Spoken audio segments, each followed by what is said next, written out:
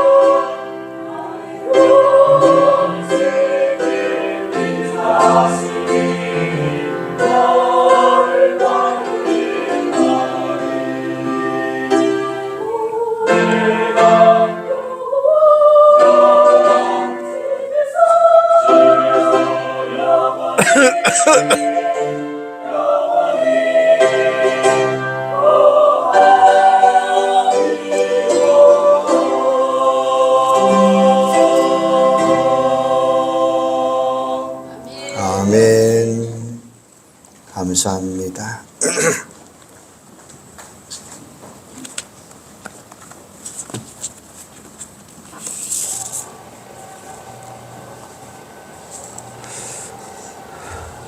이탈리아 성악가로 세계 3대 테너라고 하는 분들이 계셔요. 루치아노 파바로티, 플라시도 도밍고, 오세 카레라스라는 분입니다. 그 중에 오늘 소개해보고 싶은 이야기는 루치아노 파바로티라고 하는 사람의 이야기입니다. 그는 어린 시절 가난한 집에서 태어났습니다. 본래 축구 선수가 되는 것이 그의 꿈이었습니다. 대학에서는 음악이 아닌 교육학을 공부했습니다. 그런데 아마추어 테너 가수였던 아버지는 어려서부터 그에게 재능이 있는 것을 발견하고 음악적 소양을 키워줍니다. 대학을 졸업할 무렵 진로에 대한 고민이 있었어요. 체육교사가 되느냐, 성악가가 되느냐, 두 가지를 겸할 수는 없잖아요. 그런 그에게 아버지가 이렇게 충고합니다. 만일 내가 두 개의 의자에 앉으려고 하면 하나도 앉을 수가 없을 것이다. 중간에서 떨어지고 말 것이다. 인생을 길게 보고 한 개의 의자를 선택하라라고 충고를 해줍니다. 그는 아버지의 말을 듣고 성악가가 되는 길을 선택했습니다. 그것은 최선의 선택이었어요. 마침내 그는 세계적인 성악가로 음악사에 길이 남는 하나의 인생이 되는 테너 가수가 됩니다. 여러분, 이 이야기를 들으면서 여러분은 무슨 생각을 하십니까? 인생은 선택의 결과라고 하는 사실을 여러분 분명히 아셔야 돼요. 우리는 하루에도 몇 번씩 크고 작은 선택의 기로에 설 때가 많이 있습니다.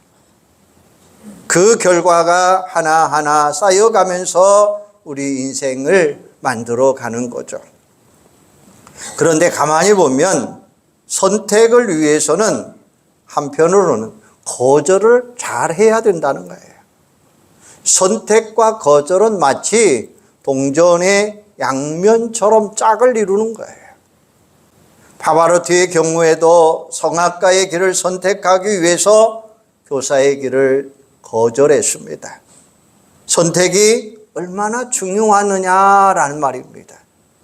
선택은 자유이지만 그 책임은 오로지 본인이 책임져야 된다라는 말이에요.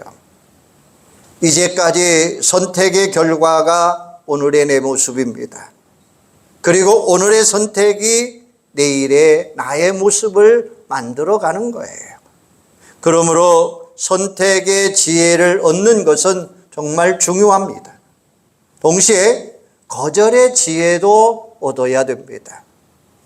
거절을 잘해야 선택도 잘할 수 있기 때문이에요.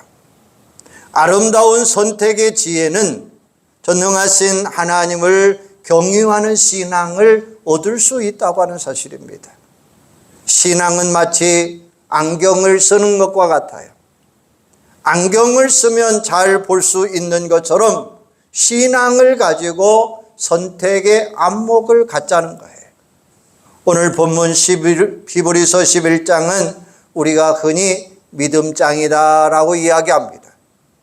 믿음이란 무엇인지 정의한 후에 구약시대의 믿음의 영웅들을 우리에게 소개해 놓고 있습니다. 그 중에 오늘 본문에서 23절에서 26절에 나오는 아름다운 선택의 주인공 세 사람이 등장을 합니다. 이것은 모세와 그의 부모 아므람과 요게벳입니다. 그들은 선택만 잘한 게 아니에요. 거절도 잘했어요. 그들은 하나님의 계심을 믿기에, 하나님의 나라 천국이 있음을 믿기에, 하나님은 전능하신 하나님 아버지심을 믿기에, 하나님의 보장과 축복과 상급을 믿기에 그 믿음으로 담대하게 거절하고 아름다운 선택을 합니다. 그 결과 크고 귀하게 쓰임받고 천국에서 큰 상 받는 빛난 인생이 될 수 있었던 것입니다. 아무쪼록 여러분도 모세와 그의 부모처럼 거절도 잘하고 선택도 잘함으로 승리하는 여러분들이 되기를 주님의 이름으로 축원합니다. 그러면 먼저 모세와 그의 부모를 이야기 한번 해보십시다. 이스라엘이 애굽에서 종살이 할 때입니다. 애굽 총리였던 요셉에게는 이스라엘의 정부로서 많은 대우를 받았고, 요셉이 세상을 떠나면서 정권이 바꾸어지게 됩니다. 구굿공신과 같았던 요셉은 점점 잊어져 갑니다. 그 사이에 이스라엘 민족은 크게 번성하게 되었고, 이제 애굽 당국의 견제 대상이 되어 강제 부역을 시키고 인구 억제 정책을 쓰기 위해서 남아 학살법이라고 하는 악법이 제공되고 공포가 됩니다.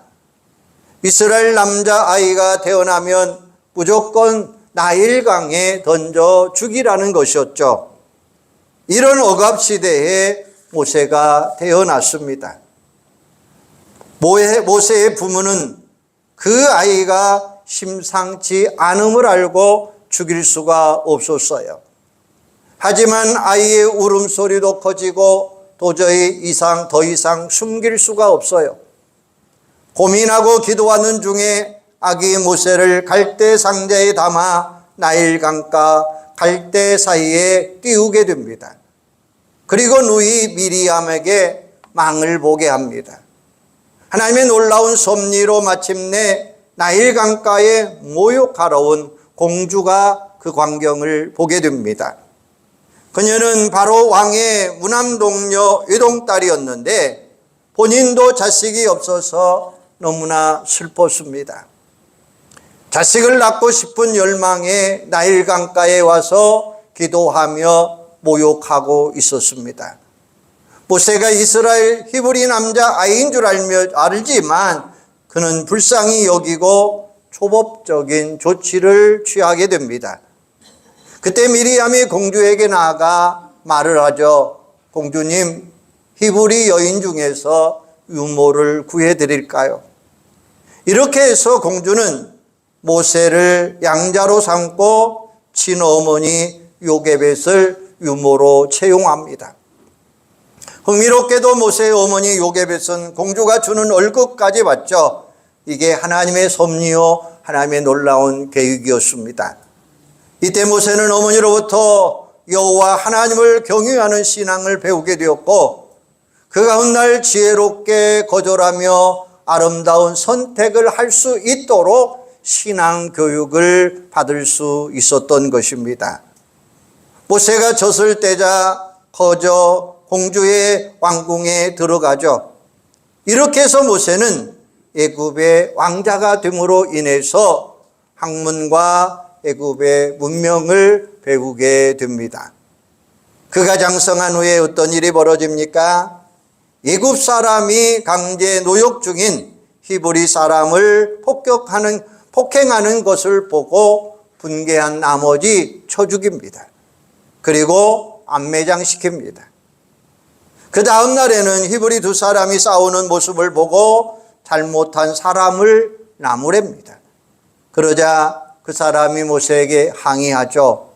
내가 뭔데 그래? 내가 재판장이냐? 애굽 사람 죽이더니 이제 나도 죽이려고 하느냐라고 이야기합니다. 모세는 살인한 것이 탄로 났음을 알고 멀리 미디안 광야로 피신해 나갑니다. 거기서 40년 동안 야인으로 살다가 80세에 하나님의 부르심을 받게 됩니다.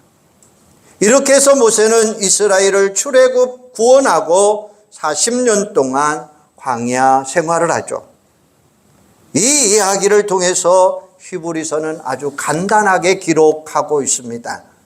오늘 이 말씀을 통해서 우리는 두 사람이 무엇을 거절하고 무엇을 선택했는지 한번 배워 보려고 합니다. 첫째, 그들은 육적인 가치를 거절하고 영적인 가치를 선택했다는 거예요. 모세는 공주의 아들로 애굽의 왕자의 신분을 누릴 수 있었어요. 부귀 영화를 누리며 살아갈 수 있었어요. 하지만 아무리 대단해도 그 신분의 영생을 얻을 수 없고 천국에 들어갈 수 없어요. 오직 하나님의 백성만이 영생을 얻고 천국에 들어갈 수 있는 거죠. 모세는 성장함에 따라서 애굽의 왕자와 하나님의 백성의 신분 가운데 양자택일해야 될 상황을 맞이하게 됩니다. 그때 모세는 고민 끝에 과감하게 결단합니다.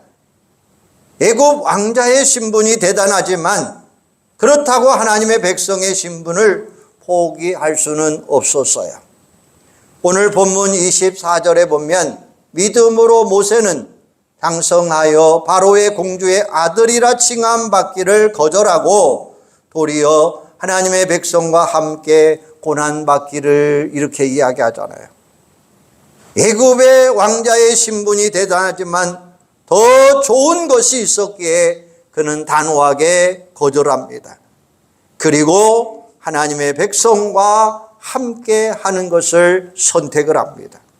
그렇습니다.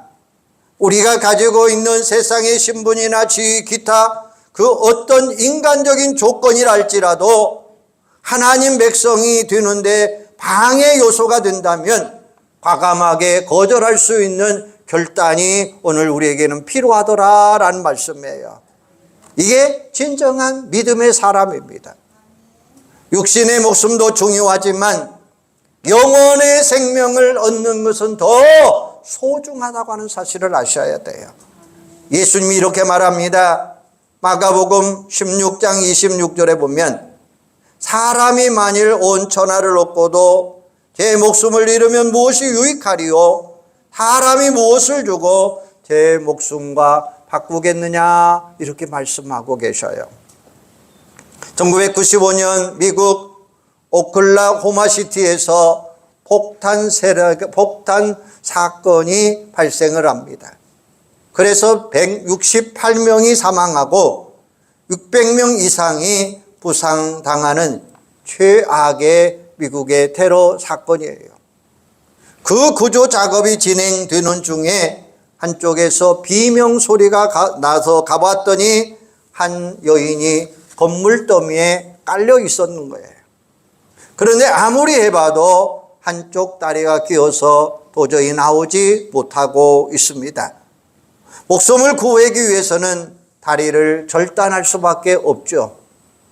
안 됐지만 목숨을 구하기 위해서 어쩔 수 없는 선택이었습니다. 육신의 생명이 이렇게 귀중할진데 영혼의 생명은 얼마나 소중하겠느냐라는 거예요. 그런데 안타깝게도 그 가치를 몰라서 많은 사람들이 눈앞에 육체적인 가치만을 추구하며 살아가고 있더라라는 겁니다. 1975년 신안 앞바다에서 한 어부가 그물에 걸린 도자기를 몇 개를 걷어 올립니다.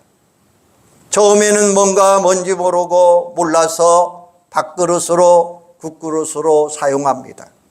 심지어 대밥그릇까지 사용을 합니다.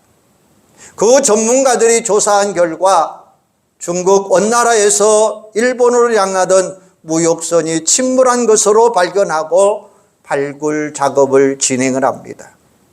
수만 전의 고려 정자가 발견되었는데 그 중에 일부가 어부의 그물에 걸렸던 거죠. 그걸 몰라서 개밥그릇으로 사용하고 말았던 것입니다. 보물 중에 보물은 영적 가치예요. 육신의 생명보다 예수를 믿음으로 얻는 영생의 충만함이 더 소중하다고 하는 사실을 여러분 기억하시기를 바랍니다. 지혜롭게 영적 가치를 위해서 육신의 가치를 포기하는 사람도 있습니다. 롯이 그 중에 하나입니다. 그녀는 본래 모압 여인입니다.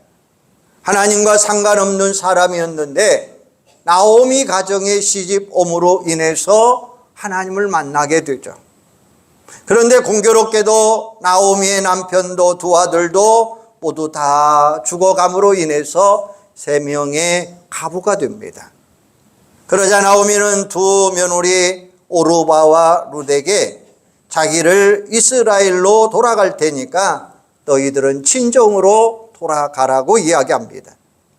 결국 오르바는 모압 족속이므로 모압 땅으로 돌아갑니다. 아마 신앙도 포기했을 것입니다. 그러나 반면에 룻은 끝까지 어머니의 하나님이 내 하나님이 되고 어머니의 백성이 내 백성이 됩니다 라고 고백하면서 이스라엘로 따라갑니다. 정말 지혜로운 선택이었습니다. 영생 얻었을 뿐만 아니라 보아스와 결혼해서 육신적으로도 많은 복을 얻으며 살아갈 수 있었고 게다가 예수님의 초상이 되는 영광을 얻게 되었습니다. 사랑하는 여러분, 우리는 육적인 가치보다 영적인 가치의 소중함을 아시기를 바랍니다. 그러면 하나님께서 육적으로도 손해보지 아니하도록 도와주실 거예요.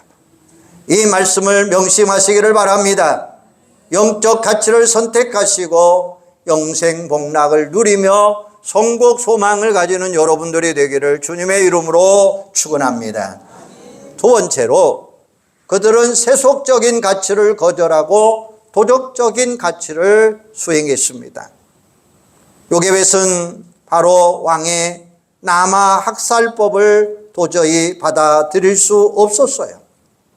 어떻게 아들을 죽일 수가 있겠습니까? 게다가 자기 아들을 살인할 수는 없죠. 자신의 안위만을 위함한다면 타협하고 따를 수밖에 없어요. 자칫 탄로나면 자신뿐만 아니라 온 가족이 죽을 수밖에 없는 그런 상황입니다.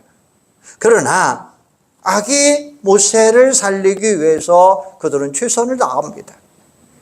그리고 또 모세는 어떡한가요? 죄악의 낙을 누리는 것보다 더 좋다라고 이야기합니다.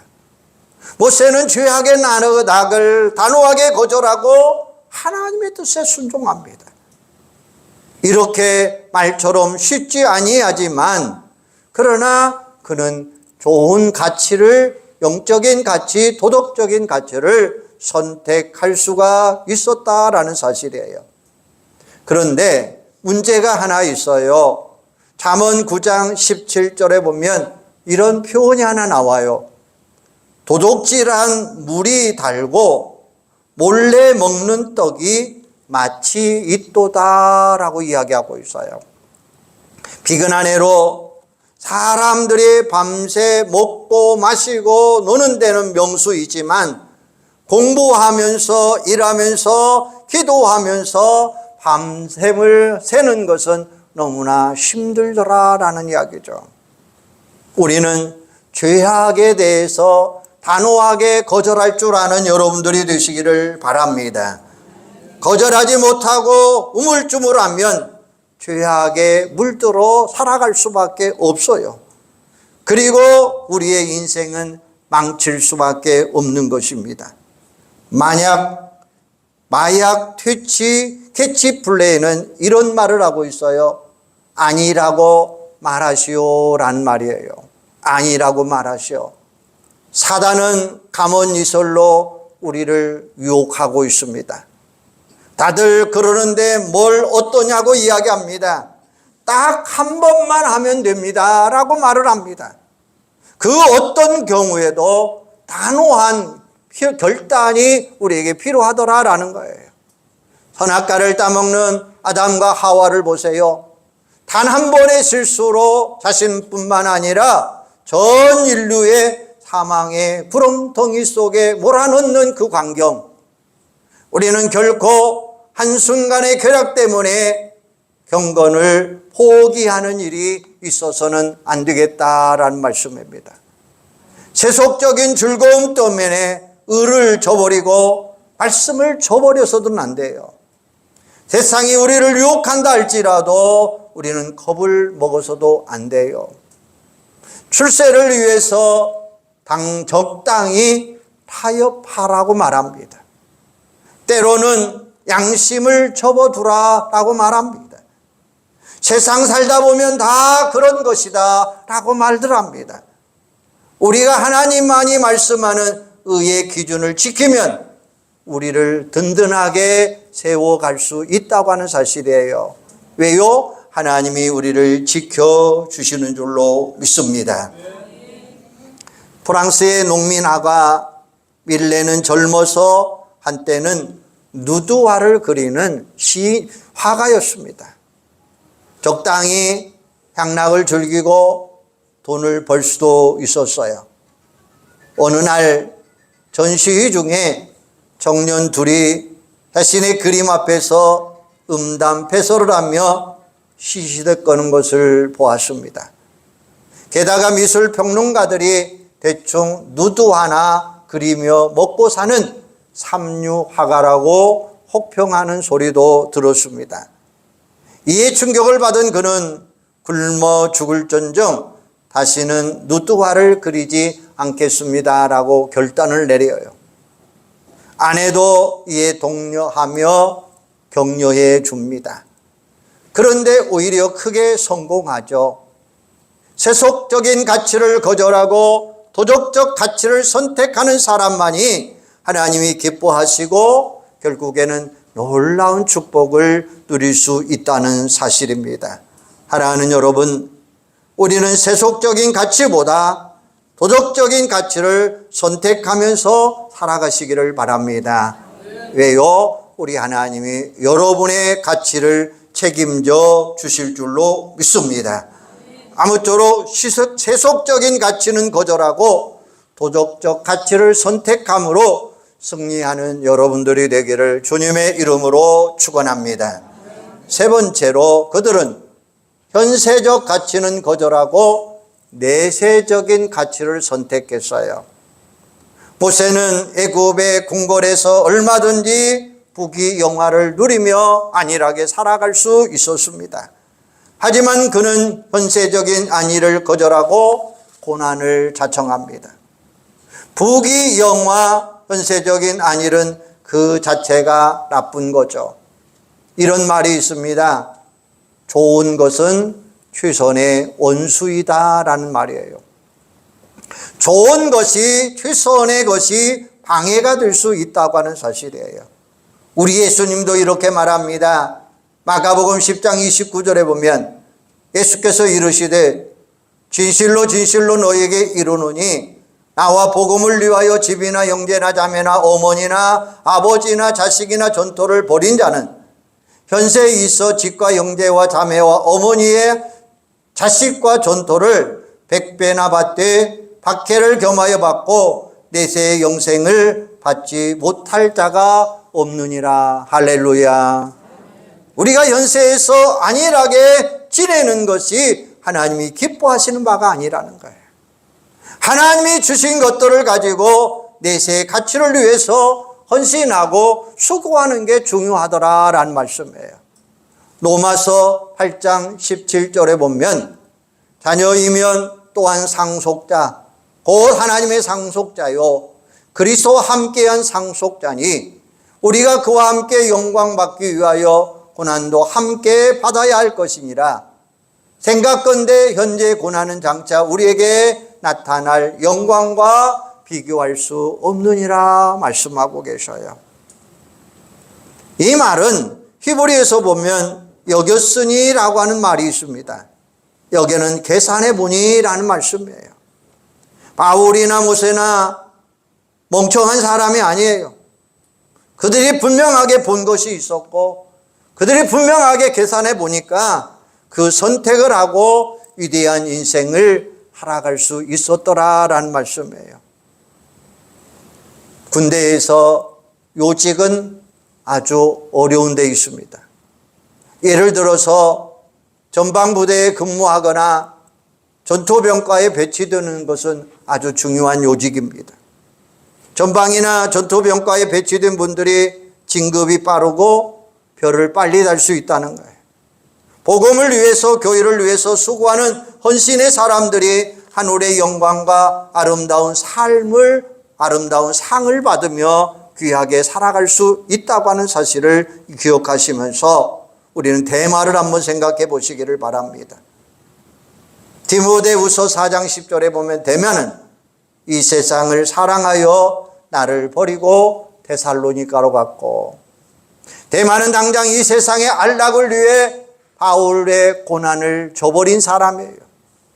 잠시 세상에서 낙을 누렸지 모르지만은 그는 정원한 천국, 혹시 천국에 들어갔다 할지라도 상급 없는 부끄러운 구원 얻는 삶을 살아갈 수밖에 없었더라라는 이야기예요.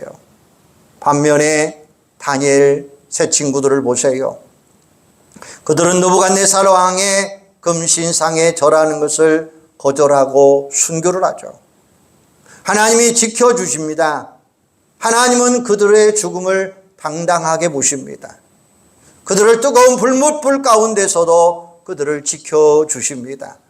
왕이 보니까 너무나 신기합니다. 그들은 끄집어내니까 머리털 하나 걸리지 아니하고 불탄 냄새조차도 전혀 없었습니다. 왕이 감탄한 나머지 하나님을 찬양하고 그들을 높여주시는 모습을 우리는 보고 있습니다.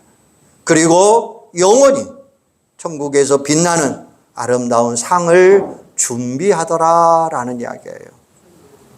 올 1월 달에서 3월 달에 절찬리 상영된 하나의 영화가 있었어요. 그 영화가 뭐냐? 신의 악단입니다. 저는 우리 친구들과 함께 모여서 밥을 먹다가 한 친구가 이 영화를 보자는 거예요. 근데 이 영화 가운데서 아주 중요한 이야기가 있습니다. 신앙의 자유가 없고 핍박받는 북한 성도들의 아픈 모습을 우리에게 보여주고 있습니다. 요즘 남북관계가 경색되어 있지만 늘 이런 모습으로 우리에게 각성케 하는 그런 영화였습니다. 1994년 북한에서 가짜 부흥회를 냈던 칠곡교의 상황을 실화로 이야기한 영화입니다. 국제사회의 경제 제재로 고민하던 북한 당국이 NGO 단체가 교회를 세우면 2억 달러를 제공해 주겠다라고 제안을 하죠. 그래서 보위부에서 허락을 하고 가짜 찬양단을 조직을 합니다. 이게 신의 악단이에요. 진짜 실감나게 몰입하기 위해서 찬양을 부르고 성경을 봅니다. 그런데 한 사람 한 사람 변화되기 시작을 하죠. 부흥이 전날 난리가 납니다. 리허설을 하려고 교회당에 갔다가 신앙으로 변질된 그들을 알아차리고 단속반이 총격을 가함으로 인해서 그 중에 한 사람이 죽어요. 그리고 악단을 이끄는 장교 두 사람에게 부흥의 행사를 마친 후에 모든 사람들을 다 죽이라는 명령을 내리게 됩니다. 갈등하던 두 장교가 부흥의 당일 교회로 가던 중 단원들을 빼돌리고 탈북을 시키고 본인은 총살을 당합니다. 주인공 소자가 마지막 총살을 당하기 직전에 그는 이렇게 고백합니다. 하나님, 저 잘했죠 라는 이야기예요. 신앙을 갖게 된 그는 도저히 단원들을 저는 죽일 수가 없었던 것입니다. 차라리 나 자신이 총살을 당하고 천국 가는 것이 더 낫게 되었다라고 생각하게 된 것입니다. 마지막 장면은 그가 성도들과 함께 환한 얼굴로 찬양하는 모습으로 양심을 속이고 출세하는 것을 거절하고 천국을 선택하는 하나의 장교의 그 아름다운 모습을 이야기하고 있습니다. 사랑하는 여러분, 우리는 하루하루 순간순간마다 거절과 선택의 기로가 서 있습니다. 크고 작은 상황 앞에서 고민하고 망설이게 됩니다. 어떤 선택을 하느냐에 따라서 내 인생이 아름답게 만들어 갈 수 있는 거예요. 아무쪼록 모세와 그의 부모들처럼 지혜로운 거절과 선택을 함으로 인해서 후회 없는 복되고 아름다운 인생을 살아가는 우리 온 성도들이 되시기를 주님의 이름으로 축원합니다. 기도하겠습니다. 하나님, 은혜와 사랑을 감사합니다. 오늘 우리들에게는 선택의 기로가 있습니다. 우리가 무엇을 선택해야 될 것인가, 오늘 말씀을 통해서 다시 한번 생각하는 시간 되게 하여 주시옵소서. 우리는 육적인 가치를 거절하고 영적인 가치를 선택하게 하여 주시옵소서. 세속적인 가치를 거절하고 도덕적인 가치를 선택하게 하여 주시옵소서. 현세적인 가치는 거절하고 내세적인 가치를 선택할 수 있는 저희들이 되도록 주님 함께하여 주시옵소서. 그래서 우리가 하루하루 순간순간 거절과 선택의 기로에 섰을 때에 우리의 인생이 아름다운 지혜를 선택함으로 인해서 하나님의 영광, 아름다운 인생을 사는 복되고 귀한 자들이 되도록 성령님 함께하여 주시옵소서. 주님 영광 받아 주실 줄로 믿고 예수님의 이름으로 기도하옵나이다. 아멘.